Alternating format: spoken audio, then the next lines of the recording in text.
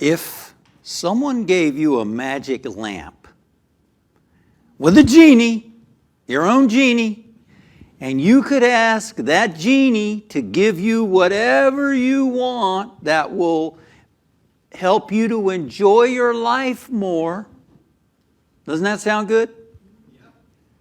What would you ask for? Now, you don't have to say it out loud, but I want you to note it in your mind. What would you ask for from that genie with infinite power who could give you whatever you want for you to have a more fulfilled life?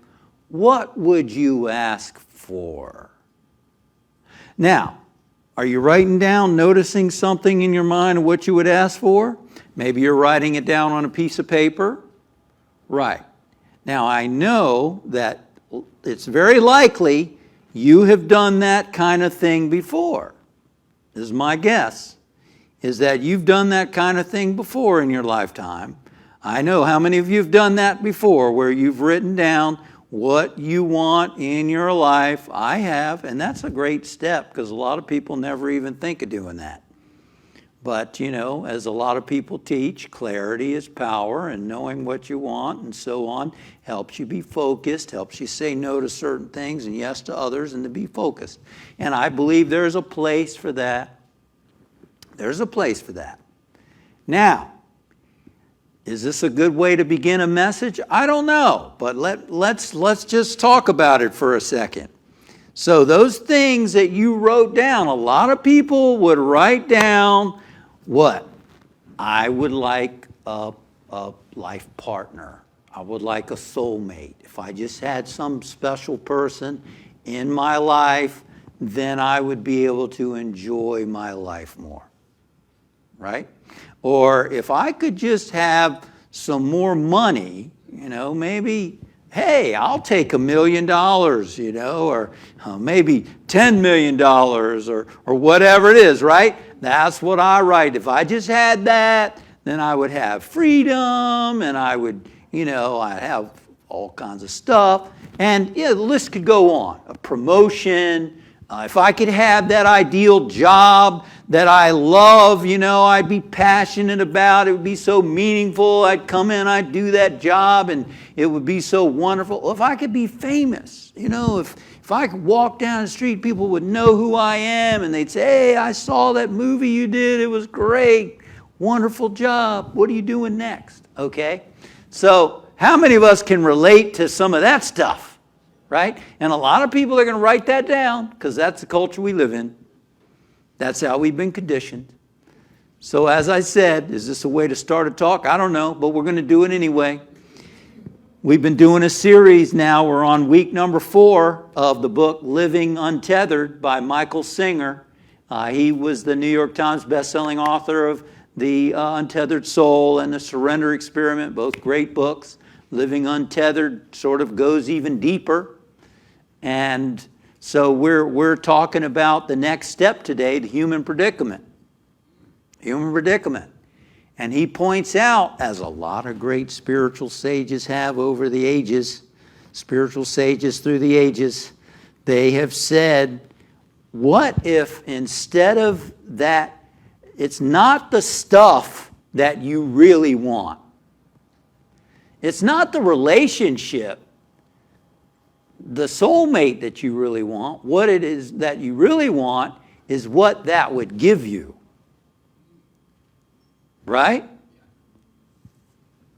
What would that give you? Oh, I would feel this love. That's what I want. I want this beautiful feeling, this connection, this love, being in this unconditional love all the time. It would be so enjoyable, et cetera, right?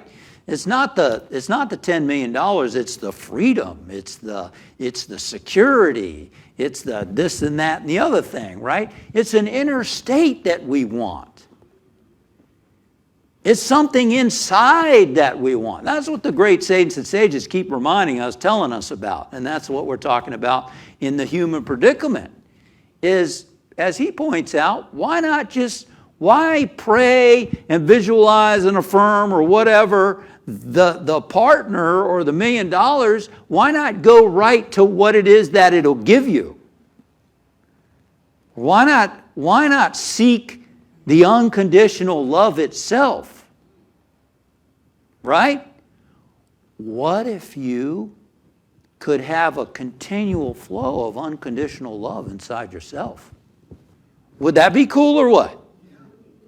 Would that be good or what? Now that doesn't mean you don't have a relationship, but it's going to be a very different kind of relationship, isn't it? Because now you're not looking for the relationship to replace something that feels missing inside of you. See, that's the human predicament, as Singer points out. Human predicament is, as we said in number 1, you're in there.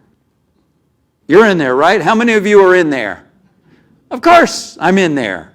How do I know I'm in there? Because I heard you ask, are you in there?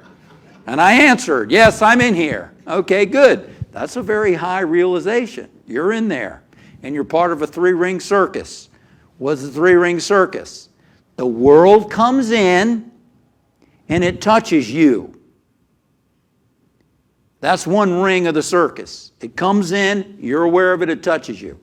The second ring of the 3-ring circus is you have thoughts. You that's in there are the subject. The world is the object. It comes in. You in there are the experiencer. The world comes in and you experience it. The second ring are your thoughts. Thoughts are an object. You're the subject, thoughts are an object. Right? You have thoughts. You can create thoughts, and thoughts come in automatically, which we talked about a few weeks ago. And then, what else do you have? You have feelings. World comes in, you have feelings. And often it all gets all together, something happens, it comes in, it causes thoughts, it causes feelings.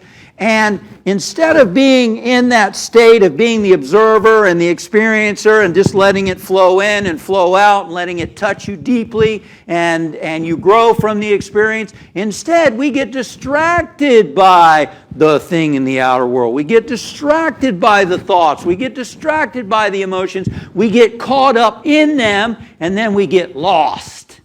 Right? Then the whole sense that I'm in here, we lose that because now we're out in all this other stuff, right? And we're not okay inside. That's the human predicament. And the human predicament is, throughout our life, things have been happening and they've been coming in, and some of the things we like. Oh, I love that. I love that, and we cling to it. I want more of that. So there's something inside of us that says, I like that. And then there's other experiences that come in that are uncomfortable because the world is made up of different vibrations. The world, the yin and yang, is made up of things that feel nice and things that feel uncomfortable. That's the reality that we live in. And so, growing up, certain things came in that were uncomfortable, and we said, I don't like that. That frightens me. That's uncomfortable. I don't want to experience that. And the very resisting of it holds it in our consciousness. It's what the Buddhists call a samskara, a packet of energy that we resisted. It's why the great sages like Jesus said, resist not. Because what you resist, fill in the blank, right? What you resist persists. Why? Because you can't push it out of your consciousness. What you push out stays in. Oh, shoot. Oh, my. Yep, that's what happens. So, consequently, we've developed a self-concept around what we like and what we dislike. I'm the person who likes this, and I'm the person who doesn't like this. And so the human predicament is, I'm not fulfilled inside myself. I need certain things to be, which I just put on my list to the great genie, that I need certain things to happen that will match the things inside of me that I like and will help me to avoid the things inside of me that I don't like. Because if you think about it, if in the past something happened that you didn't like, you resisted, and you felt uncomfortable about, and you said, oh, I don't like that. Now when something else comes up that's similar to that, oh my God, I don't want to experience that. That's what worry is. Worry is, what if I don't get what I want to match the things that I like inside? And what if I get something that's like the stuff I don't like, and then it brings up all those uncomfortable feelings inside? That's the human predicament. The human predicament. Oy vey. Anybody want to join me in saying, oy vey? Oy vey's mere. Yes. And now the human predicament is, I'm struggling to get everything to match the way I like things to be, and I'm struggling to prevent the things that I don't want to happen, that I don't like. Human predicament. Life for me is a struggle. Constant struggle. Well, the circus is a good one. Can you see the plates, this plate spinner, and they're keeping the plate spinning, and you're trying to keep the life the way you want it to be, so, and prevent things from happening. All right, the predicament. So, as Singer points out, why not just go, instead of trying to get everything to be the way you want it to be and prevent it from being the way you don't like it to be, what if you just go to the root and seek that flow inside yourself of the love that you want, the joy that you want, the passion that you want? He says, a lot of people talk about, if I won't do the job I'm passionate about, I want to do the career I'm passionate about. I've been there. He says, I want you to be passionate about everything. It doesn't matter what you're doing. Sweeping the floor, doing the dishes, whatever it is. Because you are in tune with the flow of passion. About everything. Now, why doesn't that happen? It doesn't happen because we've got these blockages inside of us that we've been storing throughout our lifetime that are in there. They're packets of energy that have been repressed. Freud knew all about this, didn't he? He talked about it. And it's like a river. Imagine a river flowing, and it flows freely. But if there's junk in the river, what happens? If there's rocks in the rivers, there are branches in the river, what happens? It creates whirlpools, and it has to flow around these rocks. And that's kind of what's going on inside of us. We're seeking outer experiences that match the stuff we like, and then the river of energy can flow around the other blockages, and then, I feel good by that. See, that's going on all the time. What if we could just clear out the river blockages and just have a nice flow all the time? How many of you would like that? Somebody said, JC, I have come that my joy might be in you, and that your joy might be what? Full. That you might sit at the right hand of the Father as I do. What does he mean by that? He means that you might experience this incredible awareness that I'm living in. Unblocked. Free flow. Blessed are the pure in heart. So here's the challenge, see? I know this is something we got to talk about a lot because we're so conditioned to the other stuff. Let's say, hey, again, it doesn't mean you don't have a relationship. You have an even more beautiful relationship, right? Because now you're not getting a partner because you feel lack inside yourself. You're getting a partner to share your love with. You're so full of love that you just want to share it.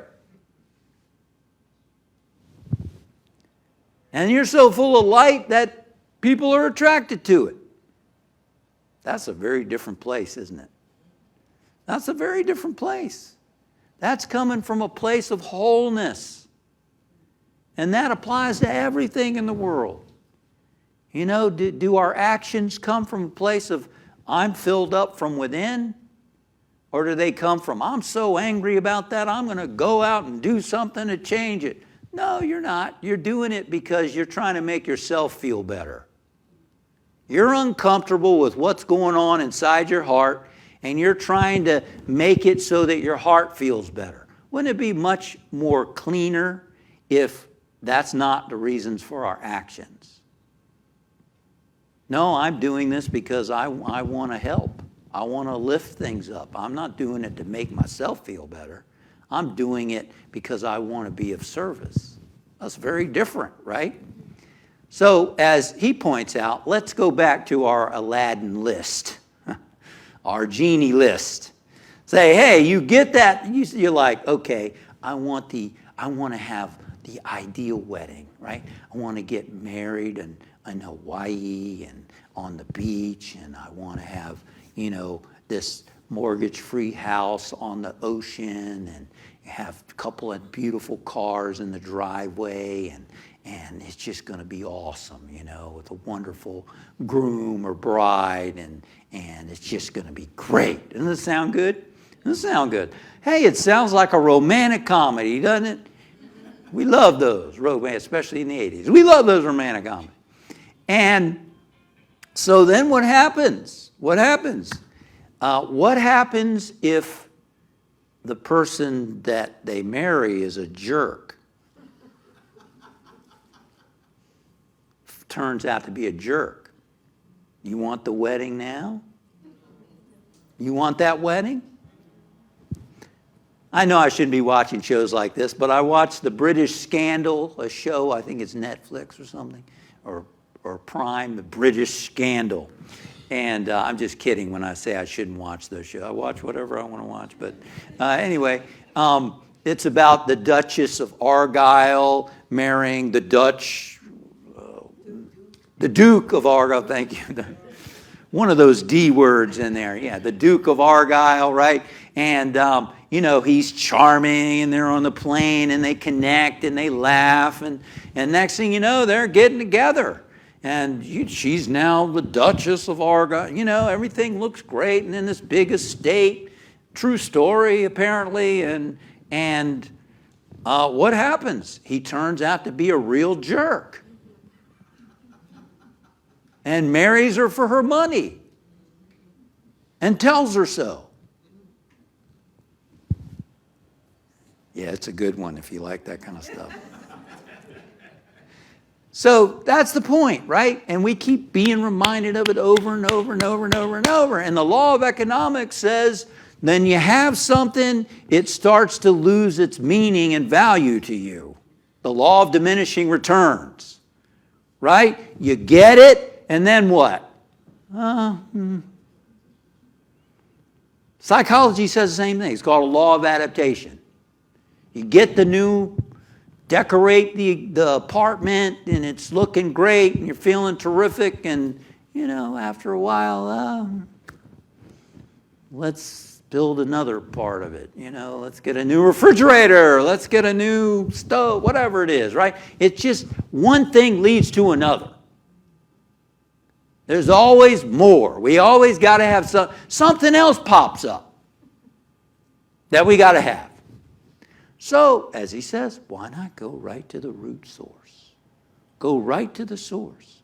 Why not start to, he says you have this choice. Here's the choice. This is a huge, very important thing to understand. We're either going to choose to keep trying to make the outer world be the way we want it to be in order to feel fulfilled and okay inside, or we're going to focus on getting rid of the blockages that are preventing us from experiencing that beautiful divine flow within us. The Old Testament says you either serve, you serve God or you serve mammon. It's sort of symbolic of where's our focus? Where's our focus? So the wise sage has decided, you know what? Been there, done that. Got the badge, got the trophy. I would like to focus on freeing up my energy system, my energy body, whatever you want to call it, the flow inside of me. I want to unblock the energy centers, the chakras, and I want to live in a continual flow of love and joy and peace and happiness, and I want to live my life from that place. And I know from that place, then I can share it with other people. Then I'm not, needy about, well, why is he looking at her like that, I'm not insecure. Oh my God, look at the boss, look on the boss's face. What did I do? There are layoffs going around. Watch my back over here. Now you're coming from a place of security and peace because you're okay inside. What does it mean to be okay inside? What does it mean to be okay inside? It means to be in touch with what the sages call Satchidananda. Satchidananda, conscious eternal bliss. Conscious eternal bliss. Going right to the source. He says, if a person has a stomach ache from eating bad food, and they're going to go get some Pepto-Bismol, that really tasty, delicious stuff, to make their stomach feel better, right? That makes sense, right? But that's different if someone says, the solution is not the Pepto-Bismol. That's to get rid of the symptoms. What's the solution? Stop eating the food that's causing you to feel that way, right? So someone who is in a very serious problem in the world today, loneliness. Right? A lot of people feel lonely. A lot of people feel lonely. Serious problem. Mother Teresa acknowledged it 25, 30 years ago, in the West particularly. She said people need love more than anything else in the West. Now, today it's even worse. And he says, don't tell me that, you need a partner because you're feeling lonely. You need somebody because you're feeling lonely. That's like saying, I got a stomach ache and I need Pepto-Bismol to cure my stomach ache. No, you need to change how you're eating. You're feeling lonely? You need to unblock yourself and start feeling that love that is inside of you. Start feeling that connection to the source inside of you. Doesn't mean you don't have friends. It doesn't mean you don't have a partner. Again, it doesn't mean that. But it means that you are now in tune with, in the flow of this love that is unconditional. Always inside of us. That is the deepest understanding of spirituality. What we're talking about here is real spirituality. The other has a place. Hey, I'm all for goals. I'm for lists. I'm for that stuff. It helps you focus, helps you not get distracted, helps you to... But doing it thinking that's going to make me be whole, that's a different thing. We're going right to the root today. And I think a lot of books and a lot of teachings, they're talking about your goals and get this and get that, but they're coming from they're missing the deeper point of it, which is what are you trying to make up for in yourself with that? Let's go right to the root and let's get rid of that stuff that's holding us back. Last week we talked a little bit about the heart. Let's touch on the heart a little more this morning. And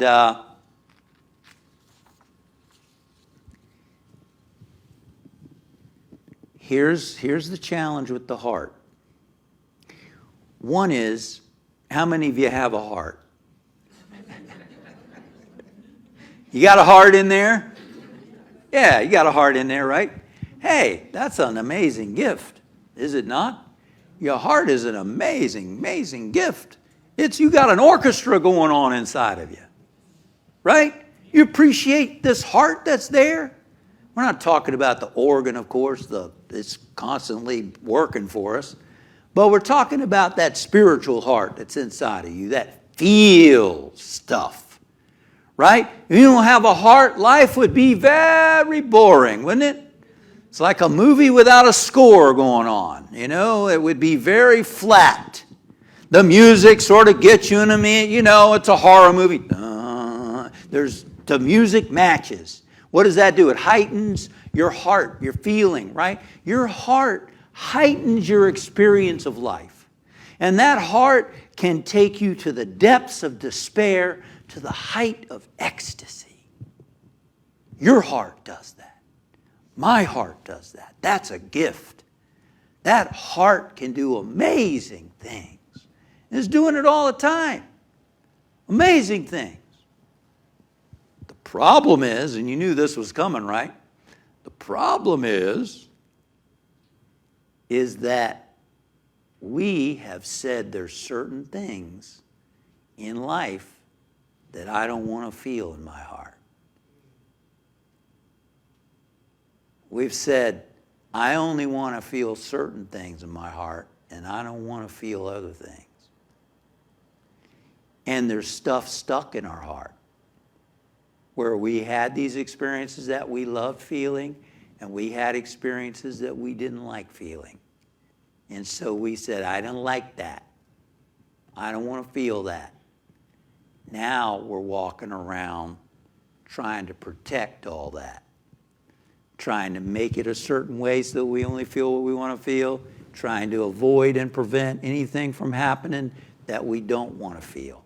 And a lot, especially metaphysical folks, a lot of people are intellectualized. They jump from their heart right to their head because they don't want to feel, right?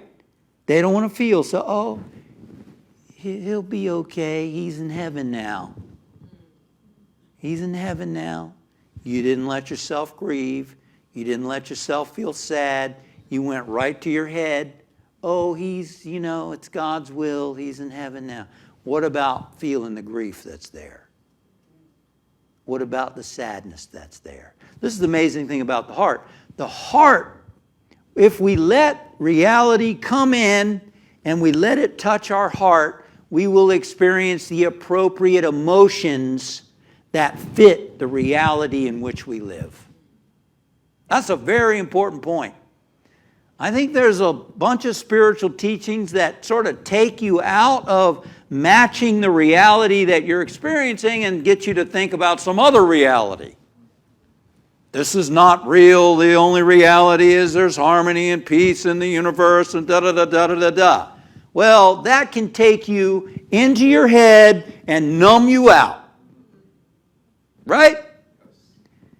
You're driving down the interstate, there's a horrible crash or something. Well, there's only harmony in the universe and God is in charge and blah, blah, blah, blah.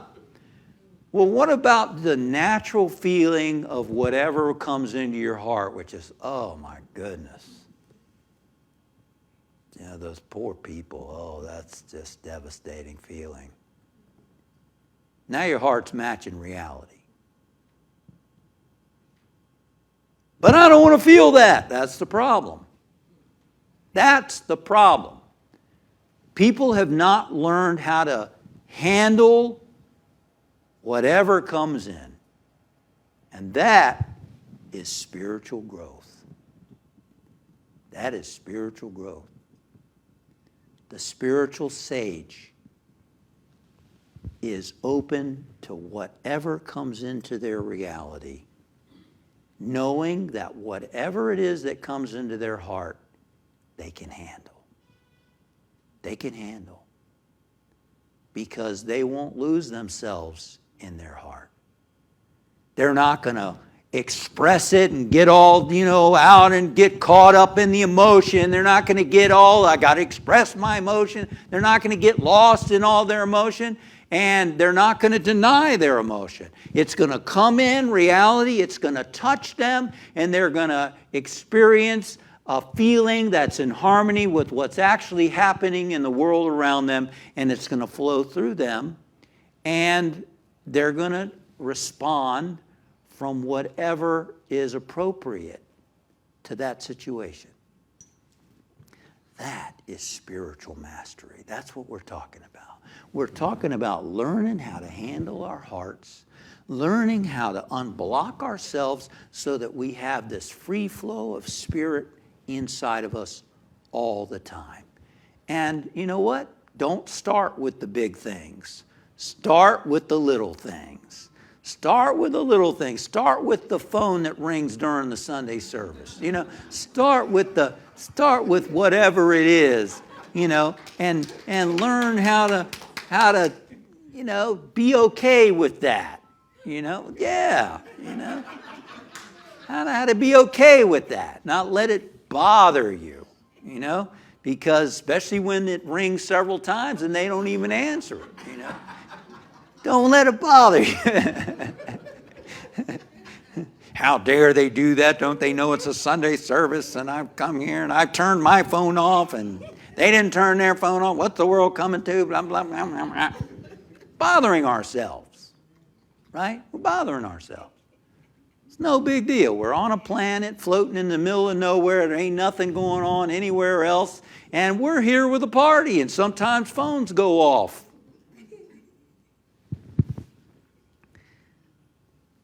Next week, we're going to talk more about, okay, we hear you. It's not about trying to make everything out here to be the way I want it to be. And it's not about trying to prevent things from happening I don't want to happen. It's about me unblocking myself. It's about letting myself start to find that inner joy and love. It's not even finding, it's allowing. It's letting it flow. It's stop blocking it from happening. This is what it's all about, and it's learning how to let reality come in, touch me at a deep level, and then flow through me. And because of that, I grow, and I'm enriched from the experience. There's no bad thing. It's reality. It comes in, it touches me, and I grow. I become a bigger person because of it. So now there's no resistance to life. There's no denying of life. I'm living in it, but I'm not of it because I'm staying in the seat of awareness. I'm aware that I'm in here. I'm not my thoughts. I'm not my feelings. I'm not the outer world, but I'm aware and I experience it as it flows in. And I start with the little things. And we're going to talk about that more next week. What can we do to do what we're talking about here today? But for now, I challenge you to think about, what are you living for? What are you committed to? Are you committed to changing the world to try to be the way you think you need it to be okay? Or are you committed to unblocking yourself so that you can be okay by being in tune with the Satchidananda, eternal conscious bliss, unconditional love, unconditional joy of your true self? Let's get still. Well, we thank you, Father, Mother God, for your presence and activity in our life. We're grateful for this teaching that has revealed itself to us at the right and perfect time. We're grateful for these new steps of spiritual evolution, of understanding. And we're open and receptive to a greater flow of your love, your joy, your peace that passes all understanding. Thank you for this truth. Thank you for guiding and directing us and showing us the way. As he said, you shall know the truth, and the truth shall set you free. And so it is. Amen.